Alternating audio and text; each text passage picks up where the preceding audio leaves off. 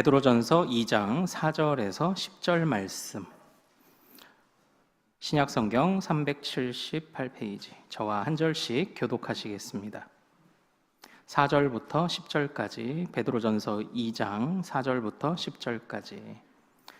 자, 제가 먼저요. 사람에게는 버림바가 되었으나 하나님께는 택하심을 입은 보배로운 산돌이신 예수께 나아가 너희도 산돌같이 신령한 집으로 세워지고 예수 그리스도로 말미암아 하나님이 기쁘게 받으실 신령한 제사를 드릴 거룩한 제사장이 될지니라. 성경에 기록되었으되 보라 내가 택한 보배로운 모퉁이 돌을 시온에 두노니 그를 믿는 자는 부끄러움을 당하지 아니하리라 하였으니, 그러므로 믿는 너희에게는 보배이나 믿지 아니하는 자에게는 건축자들의 버린 돌이 모퉁이의 머릿돌이 되고 또한 부딪히는 돌과 걸려 넘어지게 하는 바위가 되었다 하였느니라. 그들이 말씀에 순종하지 아니함으로 넘어지나니 이는 그들을 이렇게 정하신 것이라. 가신 족속이요 같은 제사장이요 그의 한 나라요 그의 소유가 된 백성이니 이는 너희를 어두운 데서 불러내어 그의 기이한 빛에 들어가게 하신 이의 아름다운 덕을 선포하게 하려 하심이라. 같이요. 너희가 전에는 백성이 아니더니 이제는 하나님의 백성이요 전에는 긍휼을 얻지 못하였더니 이제는 긍휼을 얻은 자니라. 아멘. 아멘. 자, 오늘 우리가 함께 읽은 이 말씀을 통해서요, 구원의 목적, 우리 두 번째 시간으로 말씀을 같이 나누도록 하겠습니다. 사랑하는 여러분, 오늘 꽃들 다 이렇게 받으셨죠? 이게 보니까 왠지 꽃 달면 나이 들어 보인다고 안 다시려는 분이 또 계시기도 했습니다만, 그래도 대부분 또 많이 꽃을 또 받으신 것 같습니다. 어떠실지 모르지만 이제 적은 비용으로 고도의 효율을 내기 위해 저희가 이 꽃의 디자인을 얼마나 찾아보는지 모릅니다. 교육자들이 좀 많이 애를 썼습니다. 그래서 보통은 녹색 리본일 텐데 그건 촌스러워. 그래서 하얀색 리본으로 된 걸 찾으려고 정말 고생을 했는데 우여곡절이 또 있었어요. 그래서 이제 샘플을 구하고 어쨌든 대량 주문을 이제 했죠. 그랬는데 받고 보니까 이 판매자가 엉뚱한 제품을 넣어 보낸 거예요. 그래서 다시 받을 시간이 없어서 어저께 부랴부랴 온 동네를 휘짓고 다니는 좀 그런 일이 또 있었습니다. 그래도 다행히 저희가 잘 이걸 또 구해왔어요. 어떤 분 그러시더라고요. 저는 왜 다른 거 했냐 그러셔서요. 이게 누가 만들어줬을까요? 네, 저희 딸내미들이. 네, 이래서 누가 좋다? 딸이 좋다. 네, 딸내미들이 또 이게 재능을 발휘해서 만들어줬어요. 카네이션은 만들어서 카드에 붙여왔더라고요. 그래서 요거는 따로 이렇게 줬어서 제가 요걸 배지로 이제 만들었습니다. 그래서 이제 달고 나왔고요. 어찌됐건 사실 이 꽃을 받으나 못 받으나 여러분들이 하나님이 세우신 부모님이라는 사실은 달라지지 않고 여러분들은 참 존귀한 믿음의 축복의 전달자라는 사실은 변하지 않는 줄로 믿습니다. 이 꽃 하나로 우리가 세워지고 안 되고 인정 못 받고 그런 것은 아니지만 그래도 하나님께서 여러분들을 부모님으로 그리고 가정의 또 머리로 세우신 것이 더 하나님의 또 거룩한 뜻인 줄로 믿습니다. 사랑하는 여러분, 지난주 우리는 이 본문 말씀을 보면서 제가 조나단 에드워즈라는 청교도 목사님의 이제 감정의 문제를 살짝 말씀을 드렸습니다. 지난 한 주 여러분들은 어떠셨나요? 이제 말씀을 또 듣고 일주일을 살지만 여러분의 감정이 요동치는, 마음이 요동치는 그런 시간은 또 혹시 없으셨는지요? 저도 참 오르락 내리락 하더라고요. 어쨌든 쉽지 않은 순간도 있었고 평안하려고 하되 이게 저절로 되면 좋겠지만 싸워야 했던 순간들도 분명히 있는 것 같습니다. 사실 이 하나님이 우리에게 이 감정이라는 것을 주셨을 때는 사실 좋은 의미로 주셨겠죠. 우리가 지난주에 살펴본 것처럼 주님이 기억이라는 것을 왜 주셨죠? 성경 안에 창세기 6장에서 기억이라는 표현이 제일 먼저 등장합니다. 그런데 그때 기억하시는 주어가 누구냐면 하나님이었어요. 하나님이 기억하셨다. 누구를요? 노아와 그의 가족들. 그러니까 기억이라는 것을 처음 주신 의도는 하나님이 그의 백성들을 품기 위해 주신 사랑의 도구였다. 이렇게 말씀을 드렸죠. 그것처럼 이 감정이라는 것을 주님이 왜 주셨을까? 감정을 의미하는, 감정이란 단어가 딱 넣은 건 아니지만 이 감정이 제일 먼저 드러나는 곳이 성경에 어디 있을까요? 한번 짐작해 보실래요? 이 감정이라는 것이 제일 먼저 드러나는 곳이 어디입니까? 저는 창세기 1장이라고 생각합니다. 주님이 이 세상을 창조하실 때 그 날을 창조하시고 하루에 하나씩 정해진 대로 창조하시고 뭐라고 평가하셨죠? 보시기에 좋았더라. 감정이라는 건 뭐예요? 하나님이 행하신 일들을 기뻐하기 위해 주신 게 감정이에요. 그런데 우리는 이 감정이요, 자유롭다 못해 너무 요동치는 거죠. 자유롭다 못해 너무 요동칩니다. 때로는 우리가 자유라는 말, 신앙생활을 하면서도 자유라는 말을 쓰잖아요. 그런데 이 자유라는 말은 사실 좀 어려운 말인 것 같아요. 보통 자유를 어떻게 이해하고 계시나요? 내가 무엇이든지 선택할 수 있는 능력이라고 이렇게 생각하시잖아요. 그러나 그렇지는 않습니다. 선택할 수 있는 능력이 자유를 전부 말해주지는 않아요. 한번 제가 이런 질문을 드려볼까요? 이 세상에 가장 자유로운 분은 누굴까요? 가장 자유로운 분, 이 세상에서. 예, 이럴 때는 가장이라는 뜻이 있으면 답은 다 어디다? 예, 그분인 거예요. 가장 자유로운 분은 누굴까요? 하나님이세요. 그럼 하나님은 선택하시는 데에 제약이 없으신가요?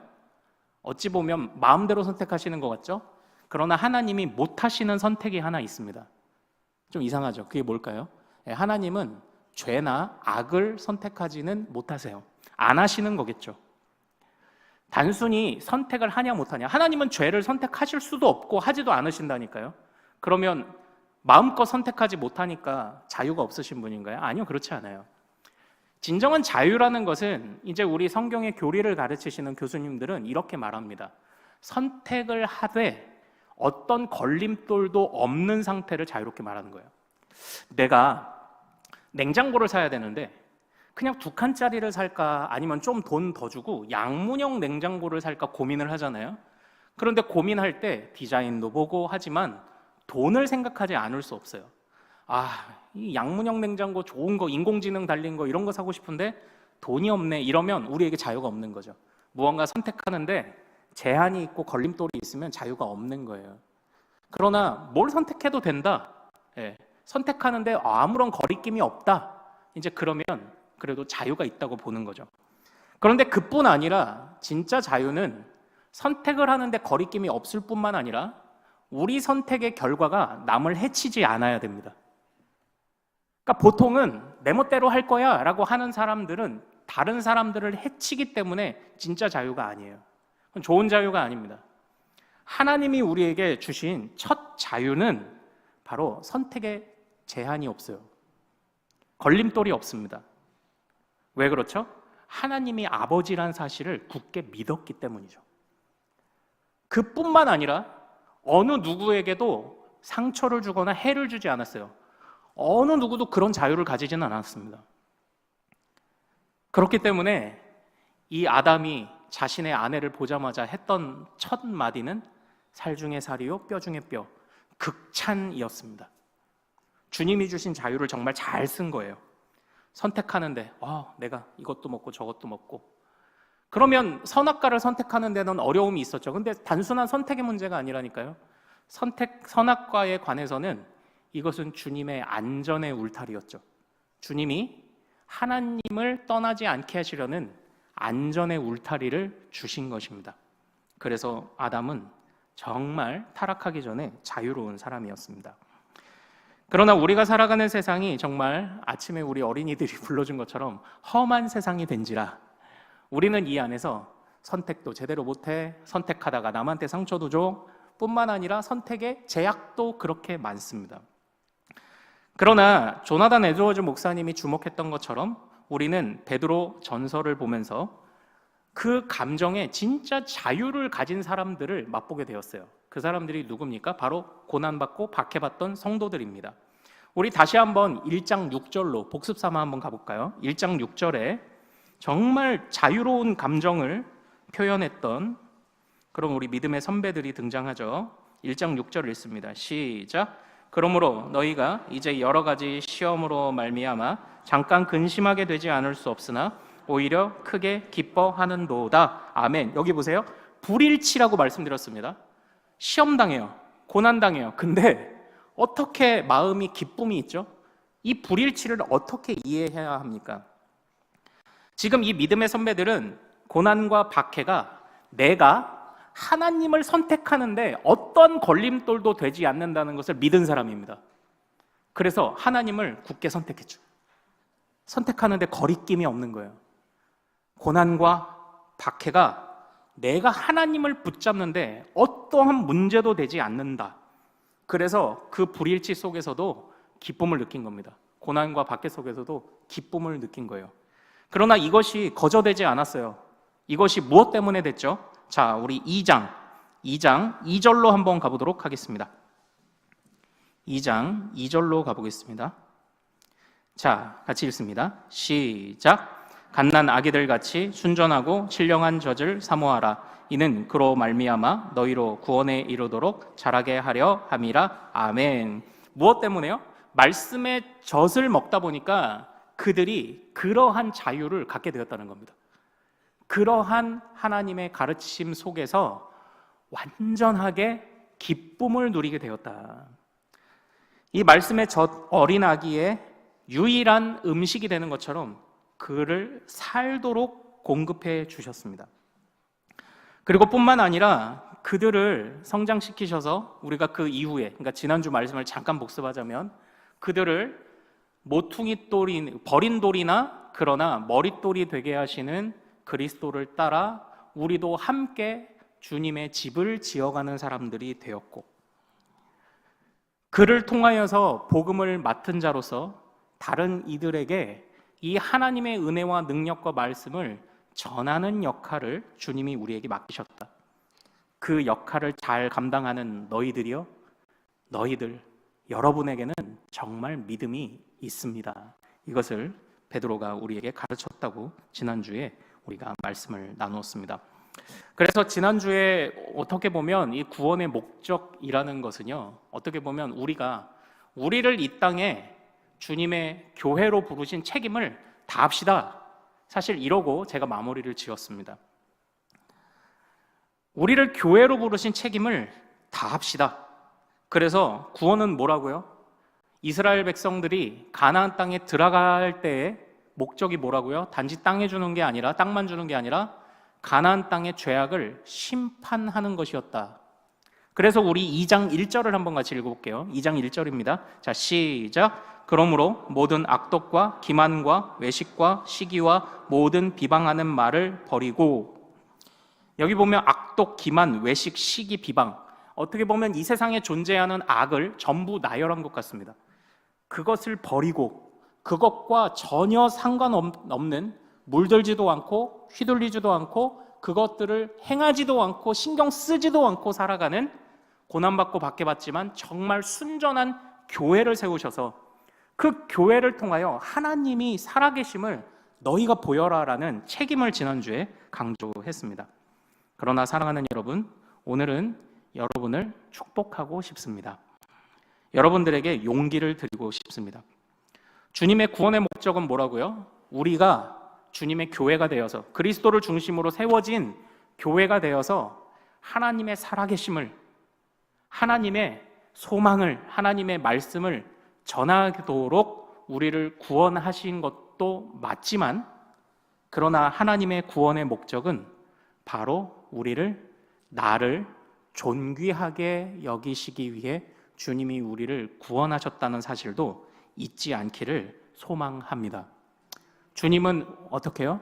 우리에게 책임을 맡기시려고 구원하셨고, 뿐만 아니라 우리를 존귀하게 여기시기에 우리를 구원하셨다는 사실도 잊지 않으시기를 소망합니다.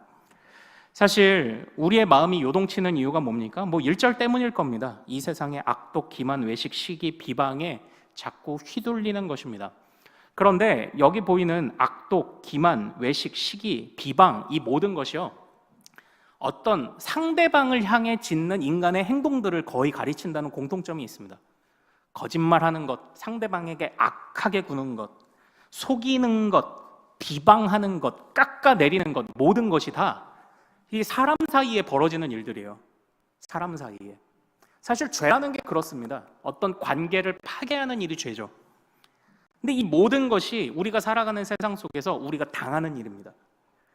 그러다 보면 뭐냐면 이 관계 안에서 다른 사람들을 깎아내려야만 내가 높아지는 세상이다 보니 깎아내려진 사람은요, 정말 세상을 살아갈 소망과 힘을 잃어버리는 때가 많습니다.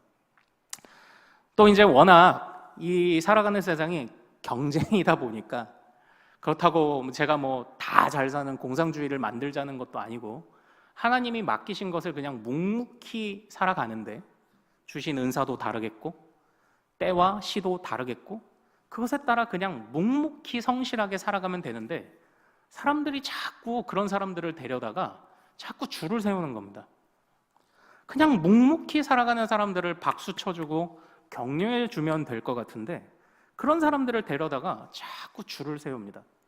그래서 애는 착해라는 말이 더 이상 칭찬이 되지 않는 거죠. 직업 뭐야? 얼마 벌어? 이제 이런 것들이죠. 애는 착해. 이건 그렇게 좋은 소리가 못 됐죠. 근데 정말 애는 착해, 성실해, 그래도 박수 쳐줄 수 있는 세상이냐? 이제 그런 게 아닌 것 같습니다. 그러나 주님께서는요, 우리를 어떻게 대하셨습니까? 사실 조금만 돌아보면 지은 죄가 많은 것 같고 다 내 잘못인 것 같고, 그리고 여러 원망들과 절망들이 가득한 우리들을 하나님이 어떻게 세우셨습니까? 우리 5절 말씀 한번 다시 같이 읽어보겠습니다. 이 안에서 주님이 우리에게 주시는 용기를 발견하십시오. 5절입니다. 시작. 너희도 산돌같이 신령한 집으로 세워지고 예수 그리스도로 말미암아 하나님이 기쁘게 받으실 신령한 제사를 드릴 거룩한 제사장이 될지니라. 아멘, 아멘. 여기 보시면은 주님이 우리에게 어떤 용기를 주십니까? 살아가면서 고난 겪고 어려움 겪고 남들에게 좀 깎아내림을 당하고 하는 사람들은요, 무언가 해낼 수 없을 거라는 생각들이 들고, 그 사람이 사는 집안은 아주 집안이 제대로 세워지지 못한다는 생각들을 갖습니다. 그러나 여기에서 주님이 우리를 얼마나 존귀하게 여기시느냐? 너희도예요. 너희도. 산돌같이. 너희도 산돌같이. 이게 뭐예요? 예수님과 우리가 하나님 앞에 같은 존귀함을 받고 있다는 겁니다. 우리 예수님이 아버지에게 받은 그 사랑을 너희도, 다른 사람들이 외면하고 버린 돌이 하나님의 집을 세웠던 것처럼 너희도. 그런데 더 감사한 게 뭐냐면요, 지금 우리가 예수님의 제자 이런 표현 좋아하잖아요. 그런데 저희 교수님은 예수님에 대해서 표현을 이렇게 하셨습니다. 여러분, 예수님이 우리의 형님이십니다. 맏아들이시잖아요. 맏아들이시니까 형님이고, 나는 하나님의 가족이고.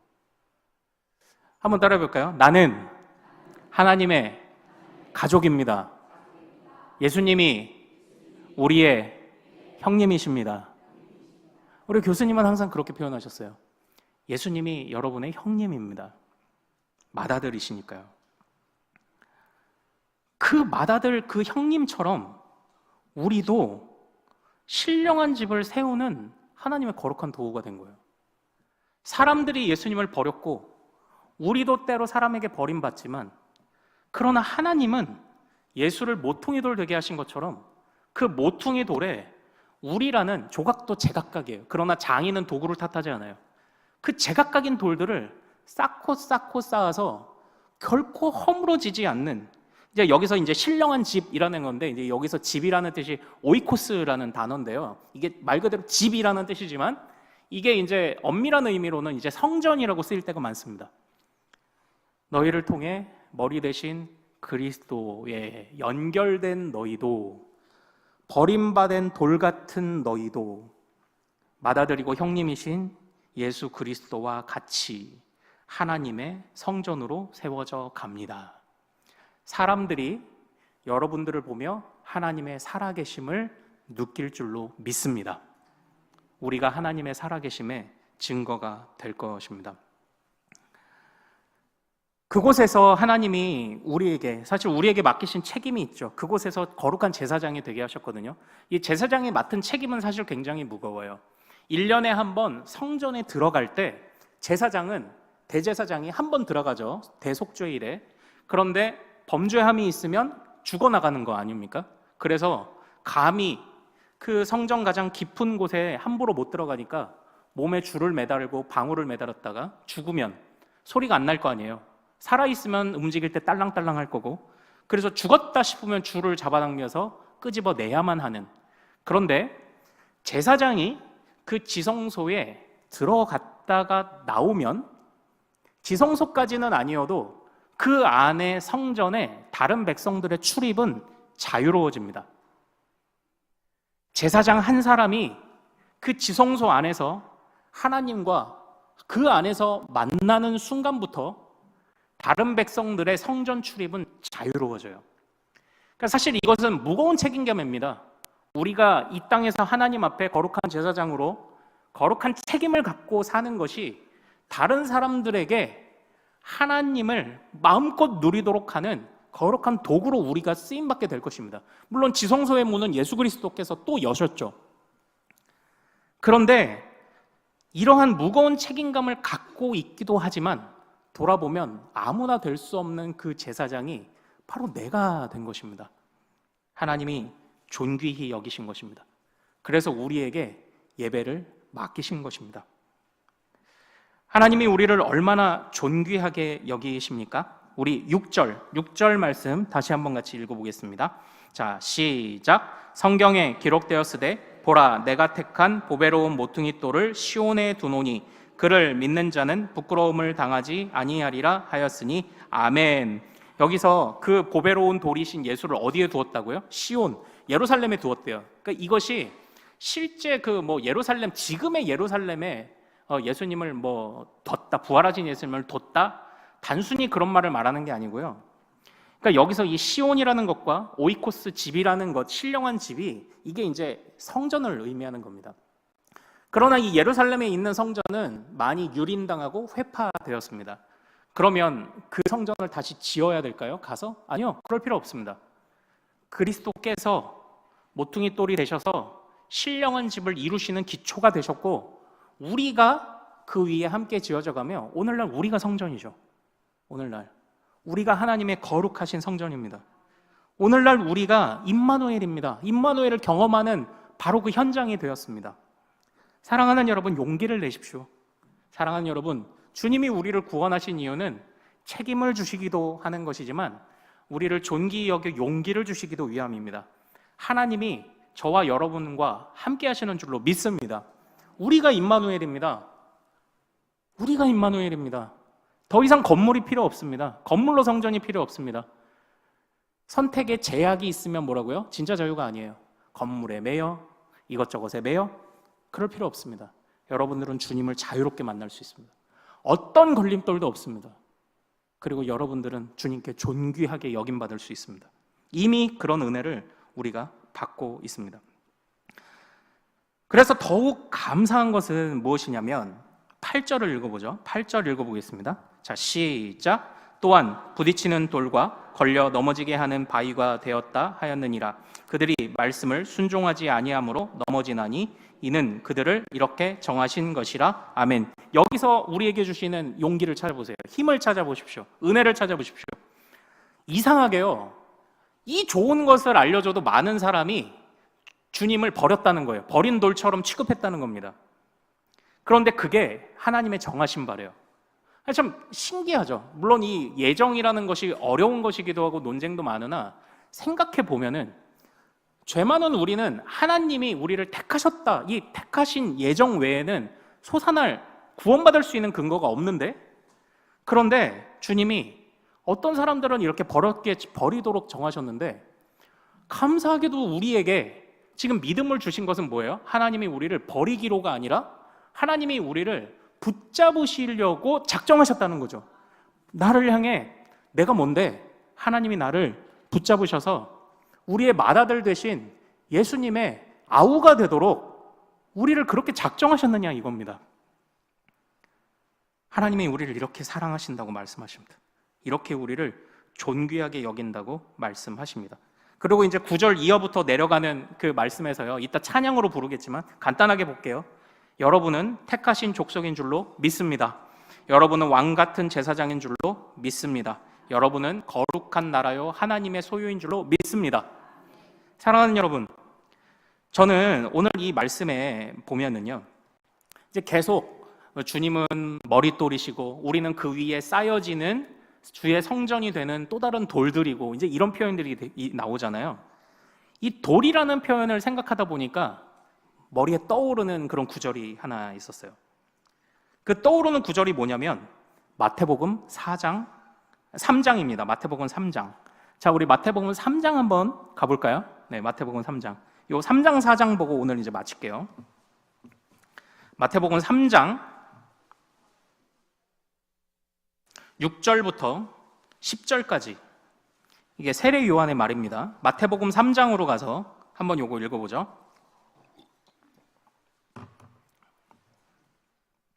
마태복음 3장 6절에서 10절.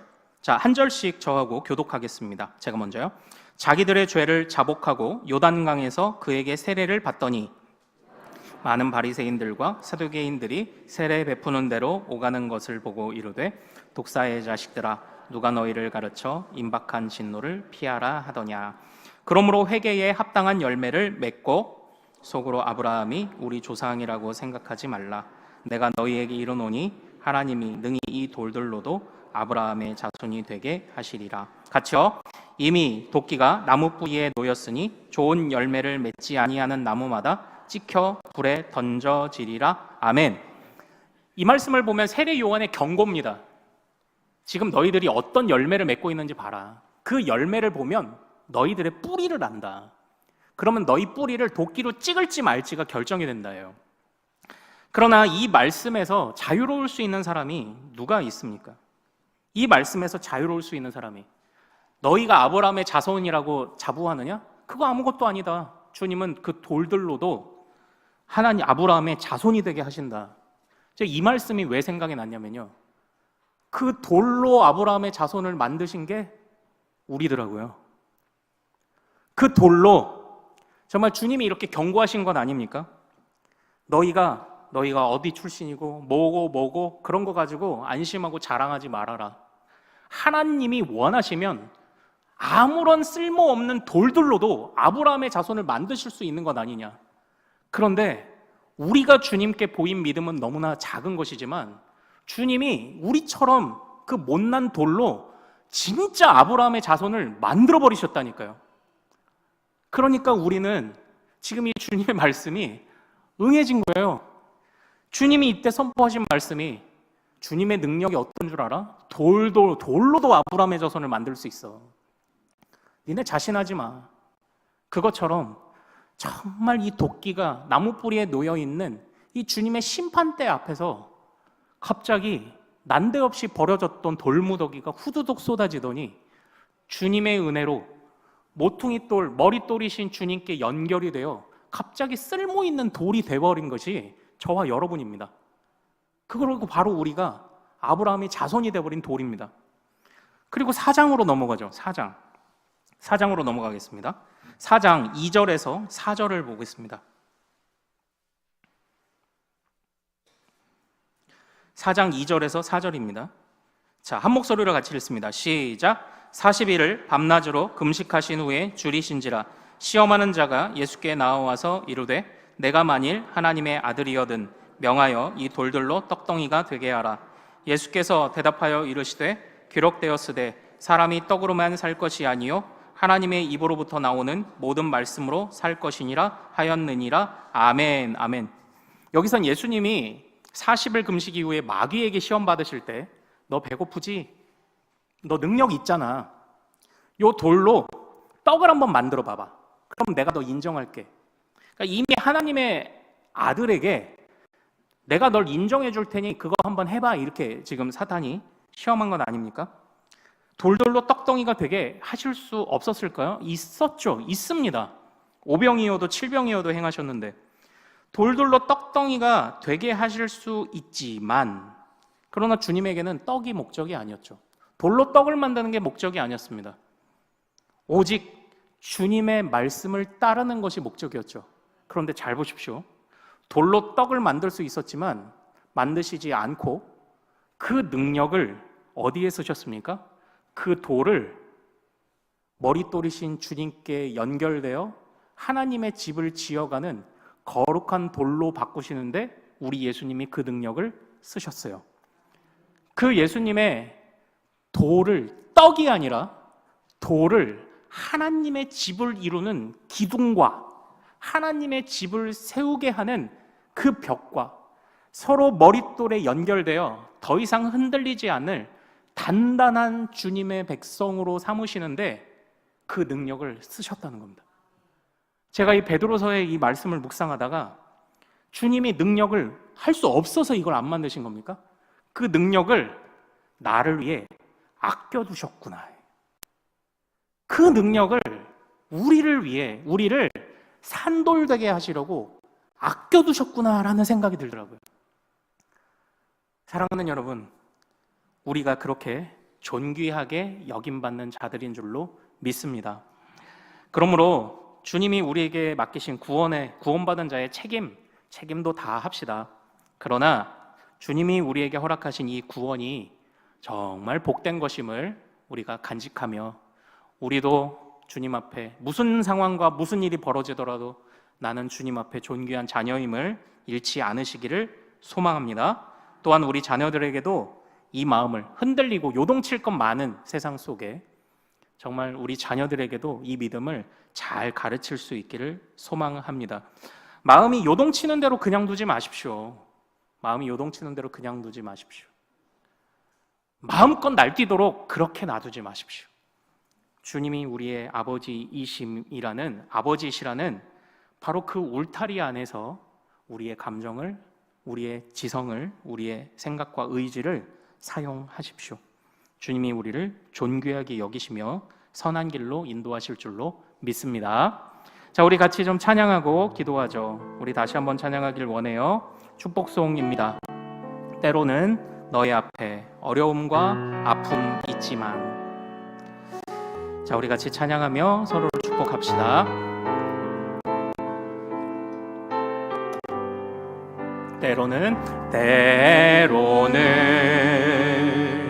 너의 앞에 어려움과 아픔 있지만 담대하게 주를 바라보는 너의 영혼 우리 볼 때 너의 영혼 우리 볼 때 얼마나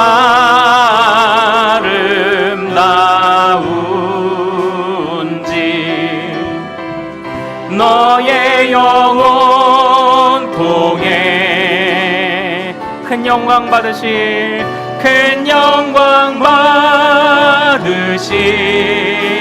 하나님을 찬양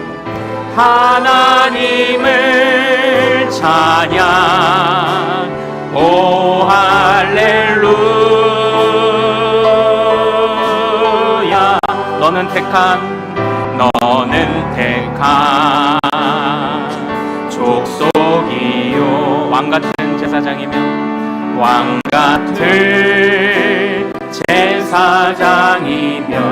거룩한 나라 하나님의 소유된 백성 너의 영혼 우리 볼 때 너의 영혼 우리 볼 때 얼마나 사랑스러운지 너의 영혼 통해 큰 영광 받으실